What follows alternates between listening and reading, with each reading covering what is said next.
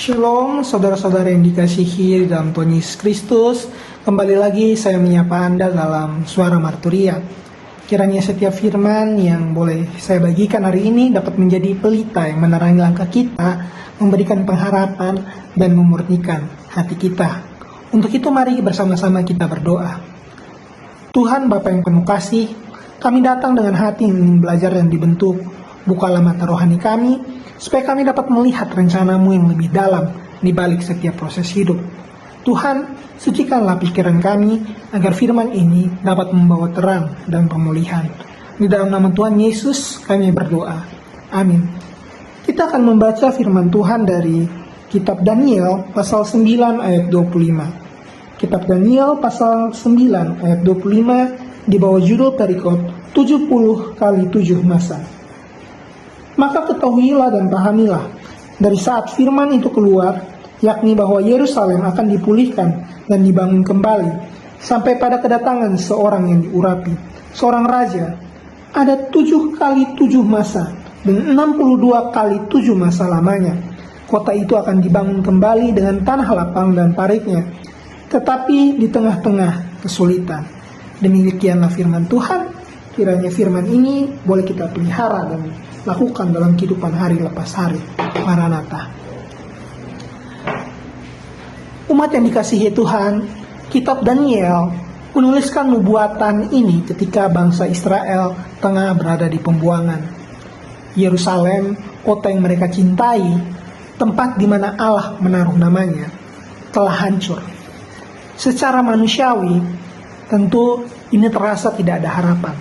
Tetapi justru di tengah reruntuhan itulah Allah berbicara tentang pemurnian dan pemulihan.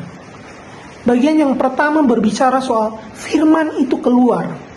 Jadi ini menyoroti bagaimana pemulihan selalu dimulai dari firman, bukan dari kondisi. Jadi Allah tidak menunggu keadaan membaik. Bahkan sebelum bata pertama diletakkan, firman pemulihan justru sudah diucapkan. Artinya apa Bapak Mama? Pemulihan hidup kita pun tidak dimulai dari perubahan situasi, melainkan dari suara Tuhan yang mendahului keadaan.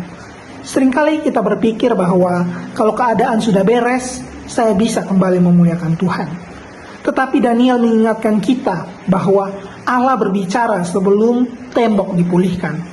Firman-Nya datang di tengah puing-puing kehancuran, bukan setelahnya. Yang kedua adalah soal Yerusalem akan dipulihkan dan dibangunkan kembali.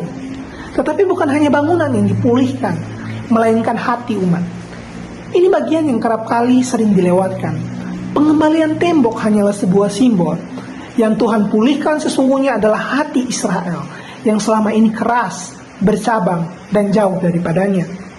Yerusalem mengalami kehancuran bukan sekedar karena kekuatan Babel, tetapi karena hati umat yang tidak lagi murni.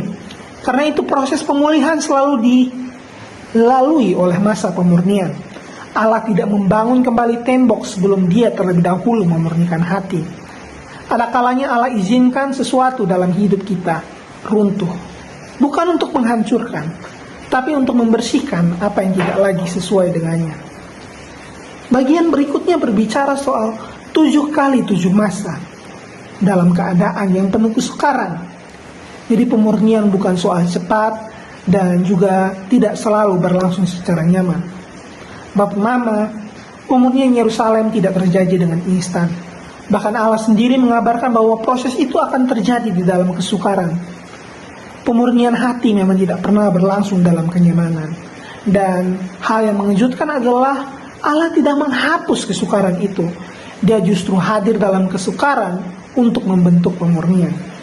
Mungkin hari ini kita menantikan jawaban doa atau kelegaan dari pergumulan yang panjang. Tetapi Daniel pasal 9 ayat 25 mengingatkan kita bahwa kesukaran bukan tanda bahwa Allah menjauh. Justru Dia sedang menggarap sesuatu yang lebih dalam daripada sekedar perubahan keadaan. Dia sedang menggarap karakter kita, iman kita, dan kesetiaan kita. Kemudian bagian berikutnya berbicara soal sampai kedatangan seorang yang akan diurapi. Jadi pemurnian kita itu memiliki arah, yakni menuju kepada Kristus. Semua proses ini menunjuk kepada kedatangan Sang Mesias, Pemurnian Yerusalem adalah panggung yang mempersiapkan lahirnya Kristus. Artinya setiap proses pemurnian di dalam hidup kita harus mengarah pada satu tujuan, yakni hati yang siap menyambut dan memantulkan wajah Kristus. Jika hidup kita sedang melalui masa yang sulit, ingatlah bahwa Allah tidak hanya memperbaiki apa yang retak dan rusak. Dia justru sedang mempersiapkan hati kita supaya Kristus lebih nyata di dalam kita. Mari bersama-sama kita berdoa. Tuhan, kami bersyukur untuk firman-Mu hari ini. Ajarlah kami melihat bahwa pemurnian adalah bagian dari kasih-Mu. Bentuklah hati kami menjadi Yerusalem yang Engkau rindukan, yang murni, setia, dan siap dipakai. Di tengah kesukaran, biarlah kami tetap percaya bahwa Engkau sedang mengerjakan pemulihan yang sejati. Di dalam nama Tuhan Yesus yang hidup, kami berdoa. Amin. Terima kasih sudah mengikuti Suara Marturia. Kiranya damai Kristus senantiasa menyertai langkah kita dan hati kita semakin dimurnikan untuk memuliakan dan menyambut Dia. Sampai jumpa di renungan berikutnya. Tuhan Yesus memberkati.